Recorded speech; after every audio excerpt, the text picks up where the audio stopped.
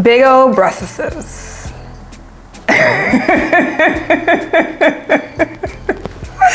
Let's talk about it.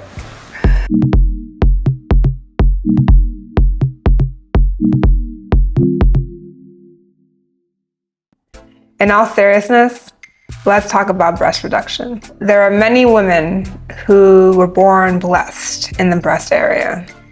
And for a lot of men, and maybe even other women who weren't born so blessed, they may wonder, why would you want to reduce the blessings that you have in your life? Well, for women who have had bigger breasts all their life, they understand that having that much weight on your chest can actually create pain. It creates back pain at times, neck pain. It creates bra strap grooving from the bra straps digging into your shoulders. It can even create breast pain itself, and obviously sometimes can come with rashes. And so that's why most people seek out breast reduction. The other reason and the other benefit for a breast reduction is to proportionately reduce your risk of breast cancer in the future.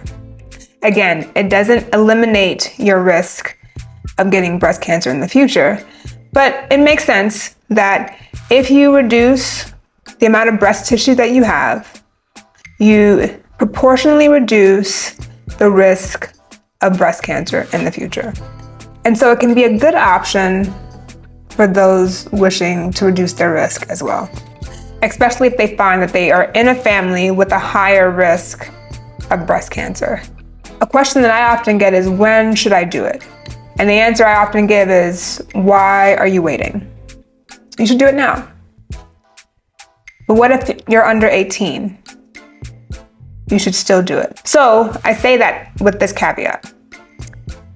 A teenager with macromastia, or large breasts that are causing pain and discomfort, should absolutely be considered for a breast reduction, as long as their breasts have stopped growing.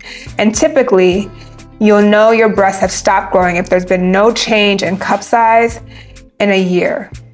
There is little concern that there's going to be actual damage to the breast bud itself, and so damage for future breast development. What about breastfeeding?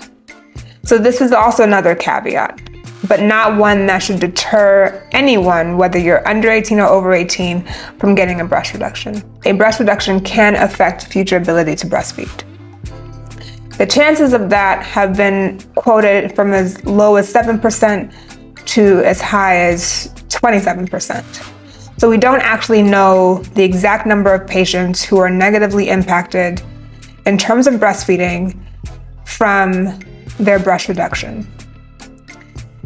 I should also add that we don't know if this correlates to the number of women who would have otherwise had problems breastfeeding, whether or not they had breast surgery.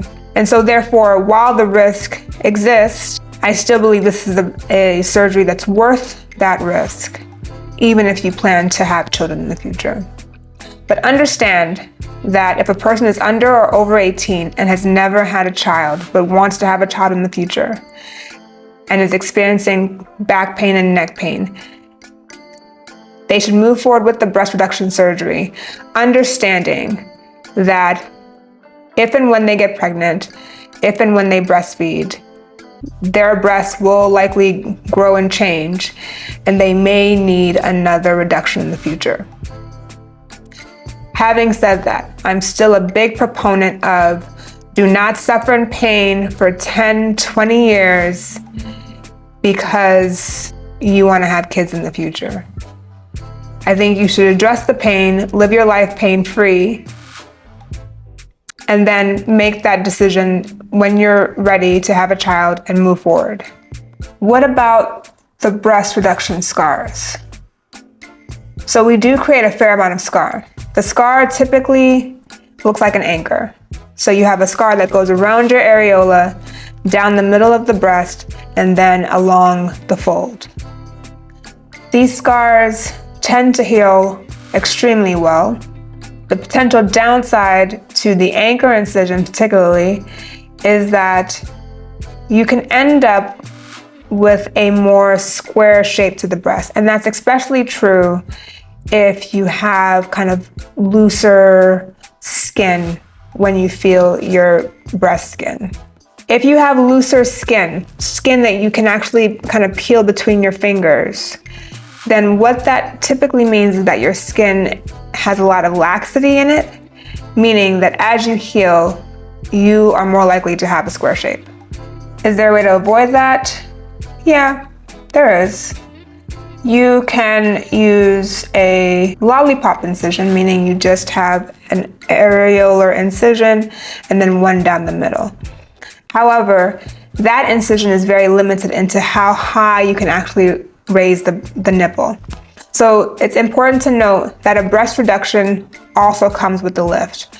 We reduce the breast and also lift the nipple. If you need to lift the nipple more than 6 centimeters, typically anything other than an anchor incision will not be adequate in giving you a lift. And how do you measure that?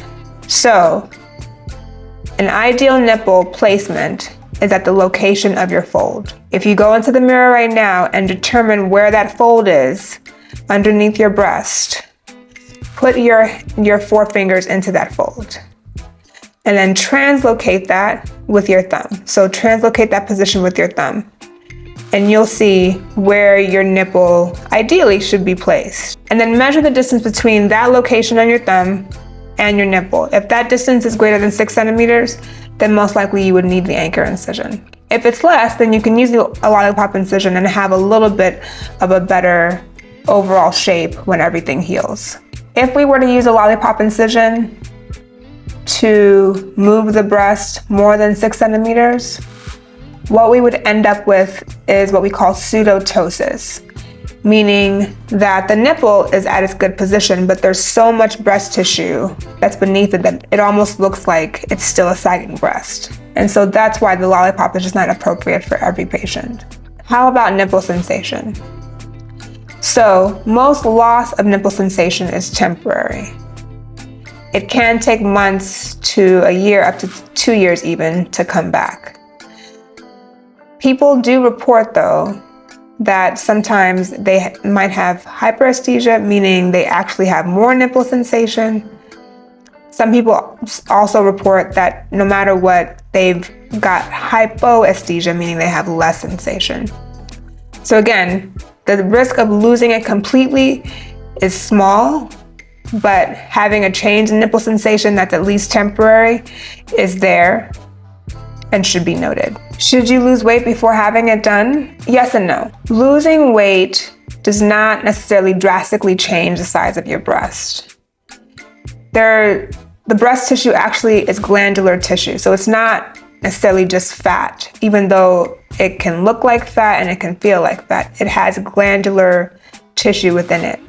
And so therefore, it's not something that you necessarily lose when you lose weight. That being said, if you have a BMI over 40, you have greater risk around the time of the operation in terms of wound healing complications and things of that nature.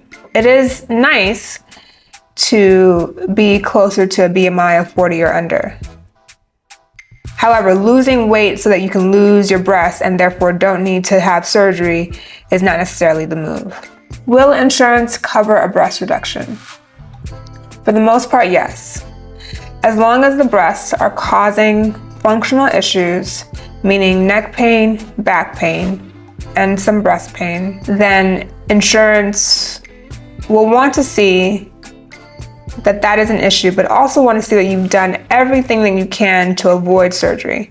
So that could mean getting prescription medication for pain. That could mean going to physical therapy and trying physical therapy, going to the chiropractor, those sorts of things. As long as you can demonstrate the pain has been long-standing and that you've tried all conservative or non-operative treatments, then insurance will typically pay for breast reduction. They will also want to know from the surgeon how much breast tissue can you actually remove? And so they'll want to see that number. That's typically something that your surgeon will do and write in your note to get it qualified for surgery. But what questions do you have? Write your comments and questions below. As always, love you lots, and bye for now.